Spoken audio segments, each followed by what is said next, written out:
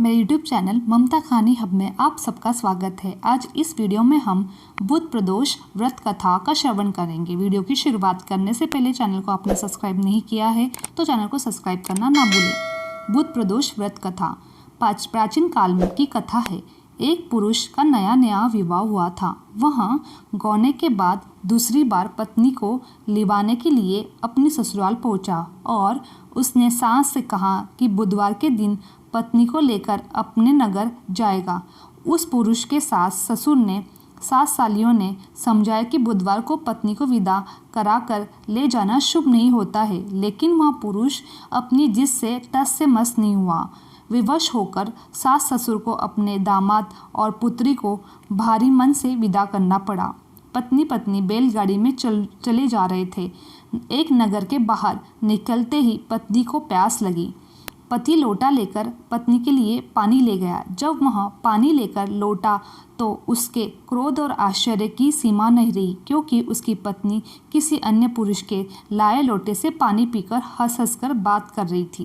क्रोध में आग बबूला होकर वह उस आदमी से झगड़ा करने लगा, मगर यह देखकर आश्चर्य की सीमा न रही कि उस पुरुष की शक्ल उस आदमी से हुबहू मिलती थी। हम शक्ल आदमियों को झगड़ते हुए जब काफ़ी देर हो गई तो वहां आने वाले लोगों की भीड़ इकट्ठा हुई। सिपाही भी आ गए। सिपाहियों ने स्त्री से पूछा कि इन दोनों में से तेरा आदमी कौन सा है। वह बेचारी असमझ में पड़ गई, क्योंकि दोनों की शक्लें एक दूसरे से मिलती थी।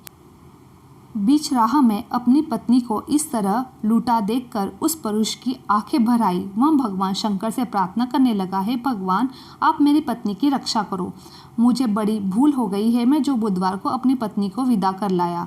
भविष्य में ऐसा अपराध कदापि नहीं करूँगा।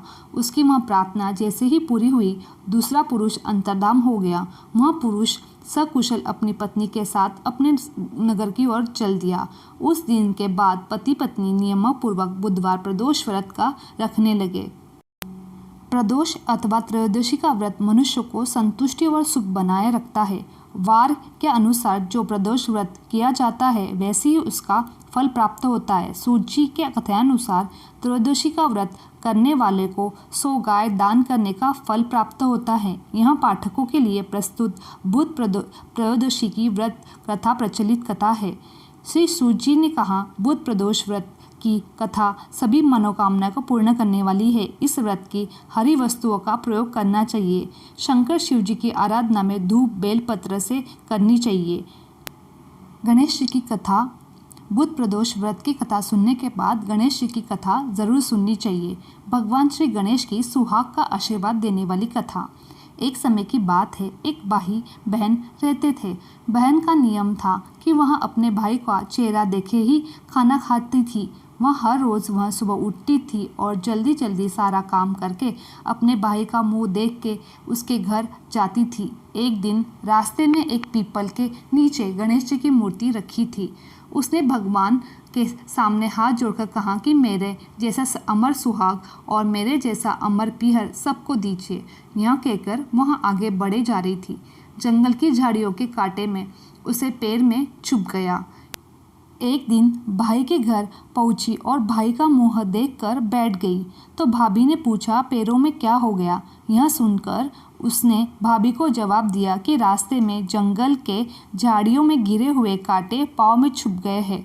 जब वह वापस अपने घर आ जाए तब भाभी ने अपने पति से कहा कि रास्ते को साफ करवा दो, आपकी बहन के पाँव में बहुत सारे कांटे चुभ गए हैं। भाई ने तब कुल्हाड़ी लेकर सारी झाड़ियों को काट कर रास्ता साफ कर दिया, जिससे गणेश जी का स्थान भी वहाँ से हट गया। यह देखकर भगवान गुस्सा हो गए और उसके भाई के प्राण हर लिए। लोग अंतिम संस्कार के लिए जब भाई को ले जा रहे थे तब उसकी भाभी रोते हुए कही कि थोड़ी देर रुक जाओ, उसकी बहन आने वाली है। वह अपने भाई का मुंह देखे बिना नहीं रह सकती, उसका यह नियम है। तब लोगों ने कहा, आज तो देख लेगी पर कल कैसे देखेगी। रोज दिन की तरह बहन अपने भाई का मुंह देखने के लिए जंगल में से निकली। तब जंगल में उसने देखा कि रास्ता साफ किया हुआ है।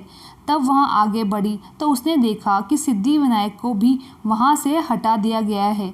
तब उसने जानने से पहले गणेश जी को एक अच्छे स्थान पर रखकर उन्हें स्थान दिया और हाथ जोड़कर बोली, भगवान मेरे जैसा अमर सुहाग और मेरे जैसा अमर पीहर सबको देना।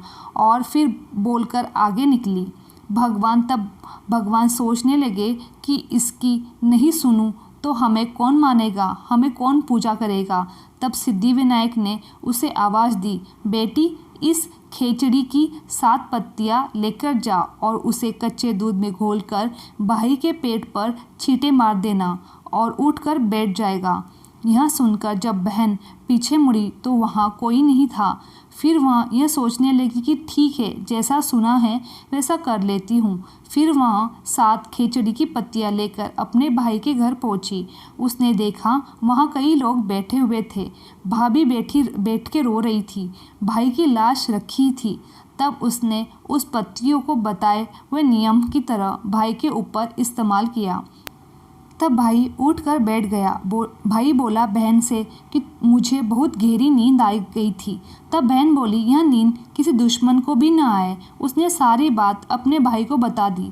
तो मान्यता के अनुसार ये गणेश जी का चमत्कार था। बोलो भगवान श्री गणेश की जय।